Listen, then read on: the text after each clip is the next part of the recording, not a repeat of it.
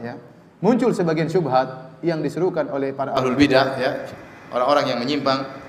Mereka mengatakan bahwasanya pembagian tauhid menjadi tiga: tauhid ar-rububiyah, tauhid asma wa sifat, tauhid al-uluhiyah adalah bid'ah, tidak pernah disampaikan oleh Nabi sallallahu alaihi wasallam, tidak pernah disampaikan oleh para sahabat, tidak pernah disampaikan oleh para tabi'in. Tidak pernah Nabi dalam hadis, bahkan hadis yang dhaif, Nabi tidak pernah berkata, ketahuilah tauhid menjadi tiga: tauhid rububiyah, tauhid uluhiyah, tauhid asma wa sifat. Bagaimana kita membantah syubhat ini?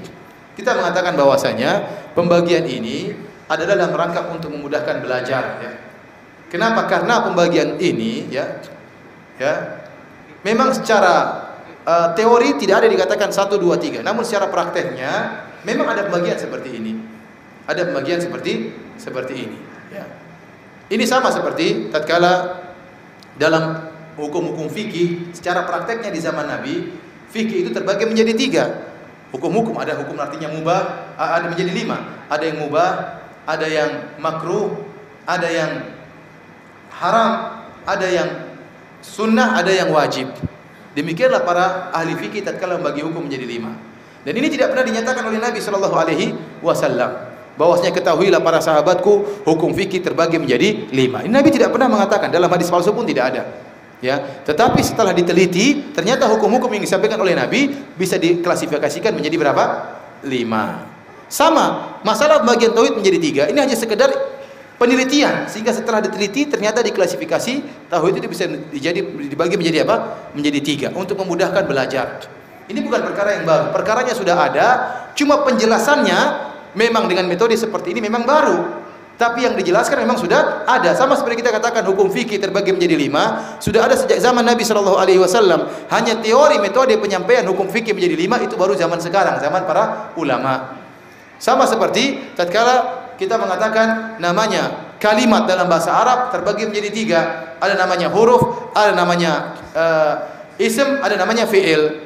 Di zaman Nabi ini tidak ada. Ini sekedar, namun fi'il, isim dan huruf ada dalam pembicaraan bahasa Arab. Sama, tidak ada pembagian bahasa Arab menjadi nahwu dan sharaf. Tidak perlu dibagi seperti ini, hanya metode untuk mempelajari bahasa Arab. Namun nahwu dan sharaf dipraktikkan oleh Nabi dan para sahabatnya. Ini berbicara tentang metode, berbicara tentang metode. Dan ini berbeda dengan bid'ah-bid'ah yang muncul. Kalau bid'ah-bid'ah yang muncul, maka memang tidak dikerjakan oleh Nabi dan hakikatnya tidak ada. Hakikatnya tidak ada. Ya, seperti tatkala Ibnu Umar radhiyallahu ta'ala anhuma, kemudian ada orang yang bersin di samping dia mengatakan alhamdulillah wassalamu ala rasulillah. Maka Ibnu Umar tegur, bukan begini Nabi ajarkan kami doa bersin. Nabi ajarkan cuma apa? Alhamdulillah. Tidak ada tambah salawat kepada Nabi sallallahu alaihi wasallam. Maka kita mengatakan tatkala seorang bersin kemudian mengucapkan alhamdulillah dirangkai dengan salawat, ini bid'ah. Kenapa? Prakteknya tidak ada di zaman Nabi sallallahu alaihi wasallam, tidak ada, ya. Kalau mau bersalawat silakan bersalawat, namun jangan jadikan rangkaian dalam bersin, ya. Sama seperti Al-Hafidz Ibnu Hajar rahimahullah tatkala menyebutkan ada orang yang tatkala bersin dia mengatakan alhamdulillah, kemudian dia menyelesaikan surat Al-Fatihah.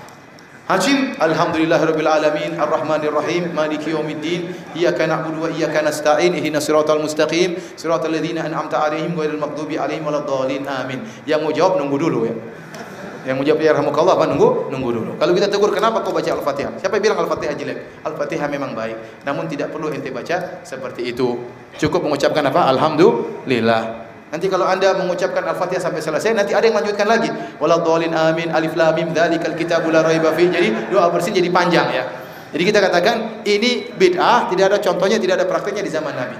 Adapun bahasa Arab, nahwu dan sharaf ada prakteknya, penjelasannya tidak ada di zaman Nabi. Paham? Sama seperti tauhid, rububiyah, uluhiyah, semua sifat ada di zaman Nabi. Kenapa? Rasulullah SAW mentauhidkan Allah dengan 3 sisi ini. Para sahabat mentauhidkan Allah dengan 3 sisi ini.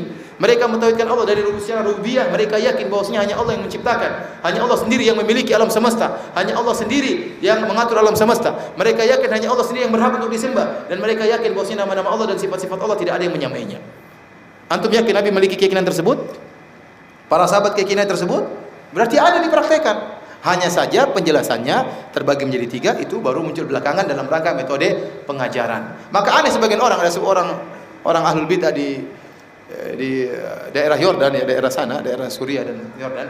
Dia nulis sebuah buku bahwasanya barang saya membagi tauhid menjadi 3 sama seperti Trinitas. Subhanallah, apakah semua angka 3 sama dengan Trinitas? Apakah semua angka 3 sama dengan apa? Trinitas. Berbeda antara pembagian Trinitas bahwasanya Allah Bapa, Allah Anak, Allah Ibu ya, atau Allah Rohul Kudus, ini tidak sama dengan masalah tauhid menjadi 3, karena tiga tauhid ini dipraktekkan oleh Nabi sallallahu alaihi wasallam. Siapa yang ragu bahwasanya Rasulullah SAW mentauhidkan Allah dari sisi rububiyah? Tidak ada yang ragu. Rasulullah pasti yakin yang menciptakan alam semesta hanyalah Allah Subhanahu wa taala. Dan siapa ragu Rasulullah SAW praktekkan tauhid uluhiyah? Rasulullah SAW tidak pernah beribadah kecuali hanya kepada Allah. Dan siapa ragu Rasulullah SAW mentauhidkan asma sifat? Karena Rasulullah SAW yakin tidak ada yang menyamai Allah dari sisi nama-namanya dan dari sisi apa? Sifat-sifatnya. Jadi yang pembagian 3 tauhid menjadi 3 hanyalah dari sisi apa? Metode. Kemudian para ulama juga menyebutkan kenapa timbul pembagian seperti ini? Timbul pembagian seperti ini karena konsekuensi pembelajaran. Karena ada orang-orang yang menyimpang. Sebenarnya syariat ingin tauhid satu kesatuan, tidak perlu dibagi. Saya ulangi. Sebenarnya Islam ingin tauhid menjadi satu kesatuan. Namun karena ada sebagian orang yang salah paham tentang tauhid sehingga dia hanya mengamalkan sebagian tauhid. Sebagian dia selisihi. Maka perlu ada pembagian dalam rangka untuk mengembalikan menjadi satu. Para ulama telah menyatakan barang siapa yang hanya mengamalkan tauhid rububiyah, tauhid uluhiyah, asma sifat tidak dia imani, kafir atau tidak kafir. Barang siapa yang hanya meyakini tauhid rububiyah, tauhid uluhiyah, tauhid asma sifat sementara rububiyah tidak dia yakini, dia kafir. Barang siapa yang hanya meyakini tauhid uluhiyah, meyakini rububiyah dan asma sifat uluhiyah tidak diyakini, maka dia kafir. Maka ini dalil bahwasanya syariat ingin 3 tauhid ini menjadi satu, bukan untuk memisahkannya, tidak. Jadi pembagian tersebut tujuannya untuk apa? Menjadikan apa?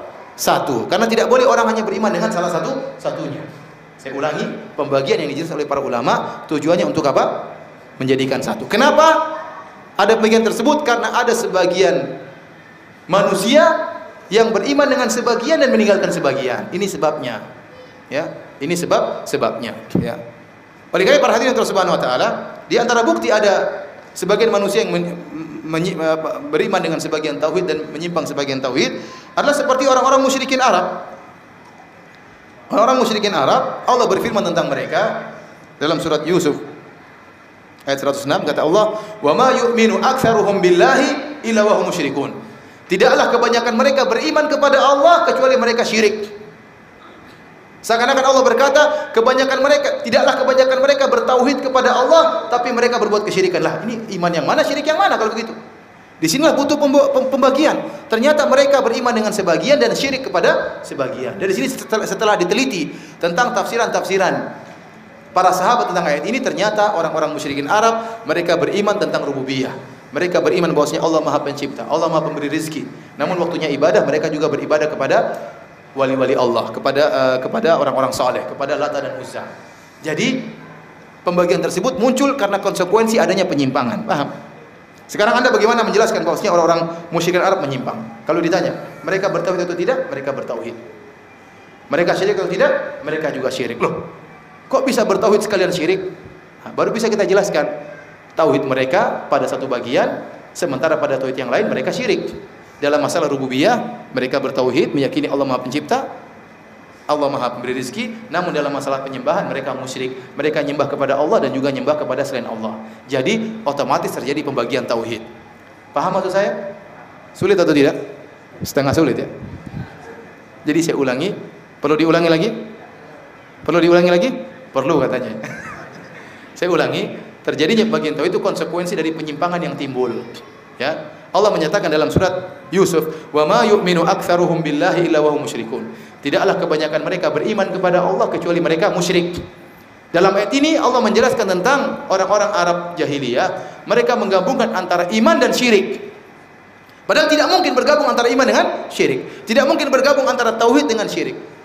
Tauhid ya syirik ya syirik. Berarti dari sini kita tahu, tauhid mereka berarti pada sebagian sisi, dan sebagian tauhid yang lain mereka berbuat apa? Syirik. Setelah diteliti ternyata tauhid yang mereka akui adalah yang berkaitan dengan penciptaan alam semesta, hanya Allah yang menciptakan. Setelah diteliti ternyata kesyirikan mereka berkaitan pada penyembahan kepada Allah. Mereka menyembah kepada Allah sekaligus kepada selain Allah. Dari sini kita tahu bahwasanya tauhid ternyata karena penyimpangan tersebut bisa kita bedakan. Ya, tauhid rububiyah dengan tauhid apa? Uluhiyah. Paham maksud saya?